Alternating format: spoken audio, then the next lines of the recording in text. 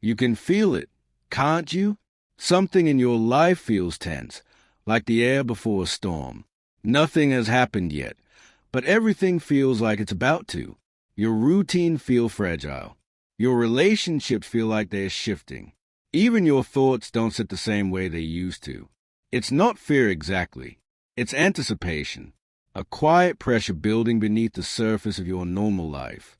And the strangest part? A part of you knows this change is necessary.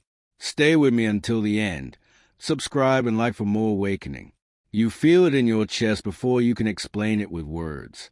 Something isn't sitting right in them all. The same routine you followed for months, maybe years, suddenly feels heavier. The conversations that used to flow now feel forced. The spaces that once felt familiar now feel tight, almost suffocating. Nothing dramatic has happened. No visible collapse. And yet, inside, there's pressure building. Before life shifts, it tightens. You start waking up with a strange restlessness. Not panic, not excitement, just tension. Like you're standing in a room that's slowly shrinking, and you're the only one who notices. You try to ignore it. You tell yourself you're overthinking. You tell yourself to be grateful, to be patient, to stop searching for problems where there are none. But this isn't imagination. This is growth pressing against the limits of your current life. You've outgrown something, and your nervous system knows it before your mind does. That's why small things irritate you more than they used to. That's why certain conversations drain you faster. That's why silence feels louder. Your environment hasn't changed. You have, and that creates friction. You start questioning decisions you once defended. You look at your path and feel disconnected from it. You wonder if you're becoming unstable or ungrateful. But the truth is much deeper than that. Your current reality can no longer contain the person you're becoming. Transformation doesn't announce itself with clarity. It begins with discomfort. It begins with the unsettling awareness that what once felt secure now feels limiting. That what once felt aligned now feels misaligned. It's not that your life is falling apart. It's that your soul is refusing to shrink. And that tension, that internal pressure you can't shake, it's not a warning of collapse. It's a signal of expansion. The turning point doesn't arrive when everything breaks. It arrives when you can no longer pretend you don't feel the tightness. If you've been restless without explanation, if you've been sensing something shifting beneath the surface of your normal life, this is where it begins. Not with chaos, but with tension. And tension means something is about to change. If this resonates already, comment, "I feel it coming" below. There was a time when this life felt secure. The routine made sense. The structure felt responsible. The path you chose felt smart, stable, respectable. You built habits that protected you. You built an identity that made you acceptable. You told yourself this is what stability looks like. This is what maturity feels like. So why does it feel suffocating now? Nothing is technically wrong. You're functioning. You're surviving. Maybe you're even succeeding by other people's standards. But inside, there's a quiet heaviness that wasn't there before. The job feels repetitive in a way that drains you. The habits feel mechanical. The version of you that once felt solid now feels restricted. What used to feel safe now feels small. And that realization is uncomfortable. Because comfort is supposed to be good. Comfort is supposed to mean you made it through the chaos. So when comfort starts feeling like a cage, you question yourself. You wonder if you're being ungrateful. You wonder if you're chasing unnecessary change. You try to convince yourself to settle back into satisfaction. But your spirit doesn't settle that easily anymore. You've evolved, and the environment that once supported your growth has now become a ceiling. The routine that once gave you discipline now limits your expansion. The identity you carefully built now feels like armor you can't take off. This is a painful truth about growth. It disrupts what once worked. The dissatisfaction you're feeling isn't rebellion. It's awareness. You're recognizing that comfort, when stretched too long, becomes confinement. It keeps you predictable. It keeps you controlled. It keeps you safe from risk, but also safe from expansion. And expansion requires disruption. That's why you feel restless in spaces that once felt right. That's why familiar conversations now feel repetitive. That's why your goals no longer excite you the way they used to. You are not regressing. You are outgrowing. The cage was never locked. You just didn't realize you had the capacity to walk beyond it. Growth doesn't begin with clarity. It begins with dissatisfaction. It begins when what used to satisfy you no longer touches a deeper part of you that's waking up. And if comfort has started feeling heavy instead of safe, it's not a crisis. It's a signal. You are no longer meant to stay where you once fit. It didn't start with a breakthrough. It started with something falling apart. A plan you believed in stopped working. A relationship you depended on shifted or ended. An opportunity you were certain about disappeared without warning. And you stood there, confused, trying to understand how everything changed so quickly. It felt sudden. It felt unfair. It felt chaotic. You questioned yourself. You replayed every decision. You wondered what you did wrong. Because when something collapses, the first instinct is to blame yourself or blame life. You look at the pieces on the ground and assume it's failure. But what if it isn't? What if the collapse isn't punishment, but preparation? When you outgrow a version of yourself, the structures built around that version can't always survive. The relationships formed around your old mindset begin to strain. The goals created from your old insecurities lose their foundation. The opportunities aligned with your previous identity no longer fit the direction your soul is moving toward. So they fall. And it hurts. Loss always hurts, even when it's necessary, even when it's aligned, even when, deep down, you sense something wasn't right anymore. You still grieve what could have been. You still miss the familiarity. You still wish it could have transitioned gently instead of breaking apart. But growth rarely asks for comfort. Sometimes it clears space by force. What leaves your life during this phase is often what can no longer carry the weight of who you're becoming. The breakdown feels destructive because you can't yet see what it's making room for. You only see absence.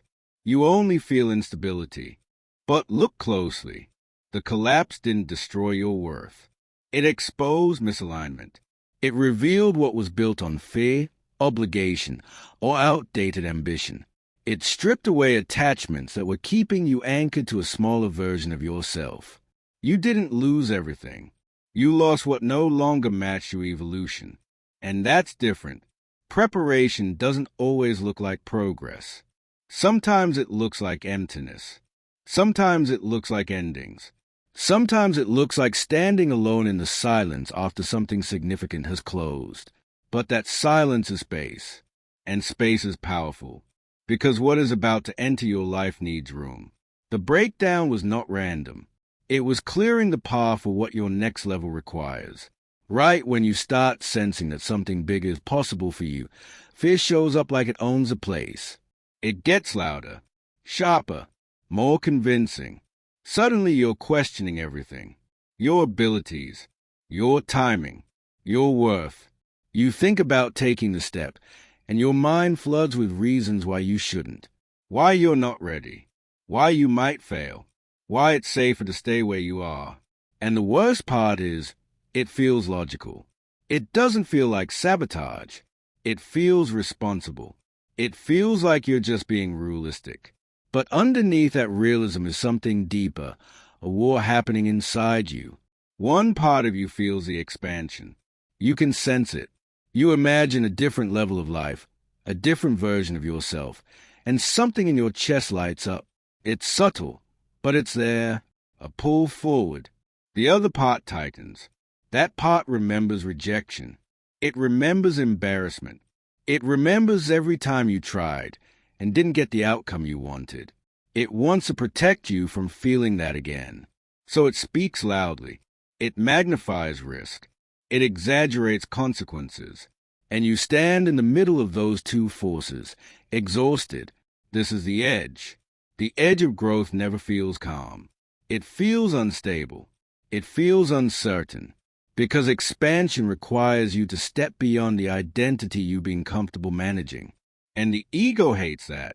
It wants predictability. It wants control. It wants guarantees. But elevation never comes with guarantees. That's why fear intensifies right before breakthrough. It senses change before you fully commit to it. It knows that if you move forward, you won't be the same. And transformation always threatens a part of you that survived by staying small. So you interpret the fear as a sign to stop. But what if it's a sign that you're close? What if the doubt isn't proof that you're incapable, but proof that you're stretching beyond your old limits? What if the discomfort is simply the friction between who you've been and who you're becoming? Fear doesn't always mean danger. Sometimes it means expansion is knocking. The war inside you isn't weakness. It's evidence that you're standing at the threshold of something bigger than your past. And the moment you understand that, fear loses its authority, because you realize you're not breaking down. You're breaking through. If you've been battling your own mind lately, comment "I'm ready" below. It gets quiet before it gets big. Not peaceful quiet. Not relaxing quiet.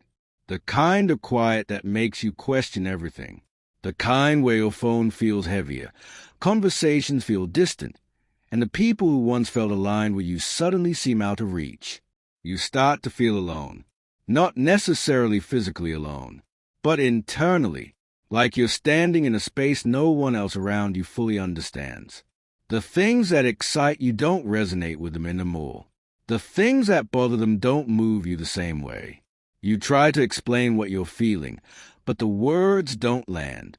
So you stop explaining, and that distance grows. It's uncomfortable. You wonder if you're losing people, if you're drifting, if you're becoming too different, too serious, too focused. Part of you wants to shrink back just to feel connected again, to laugh at the same things, to care about the same topics, to fit back into the rhythm that once felt natural. But you can't, because something inside you is changing. Right before life shifts, there's often separation, not as punishment, not as rejection, but as repositioning. The environment that supported your previous season cannot always support your next one. And if you're about to elevate, you cannot stay fully attached to spaces that only know the old version of you. Solitude sharpens you. In isolation, you hear your own thoughts more clearly. In silence, you confront your real desires. Without constant noise, your vision stops being influenced by everyone else's expectations. You begin to see what you actually want, not what you were conditioned to chase. It feels lonely because growth isn't always collective. Sometimes it's deeply personal. You're not being abandoned. You're being aligned. The distance you feel is not evidence that you are losing your place. It's evidence that your place is shifting. Elevation requires clarity, and clarity requires space. So if this season feels quieter than the last, if fewer people understand you, if your circle feels smaller but your vision feels bigger, don't mistake that for loss. You are not isolated. You are being repositioned for where you're about to stand. For so long, you held everything with a tight grip. You planned every step. You tried to predict every outcome. You overanalyzed conversations, rehearsed decisions in your head, and pushed yourself to make things happen on your timeline. Control felt like safety. If you could just manage it all perfectly, maybe nothing would fall apart. But it was exhausting. The constant tension in your mind, the pressure in your chest, the fear that if you loosened your grip for even a second, everything you built would collapse. You told yourself this is what responsibility looks like.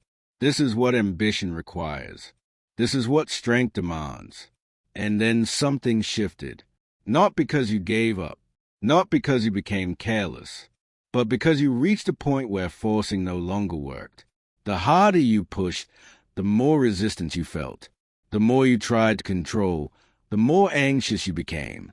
And deep down, you knew this wasn't alignment. It was fear disguised as discipline. So you did something that once felt impossible.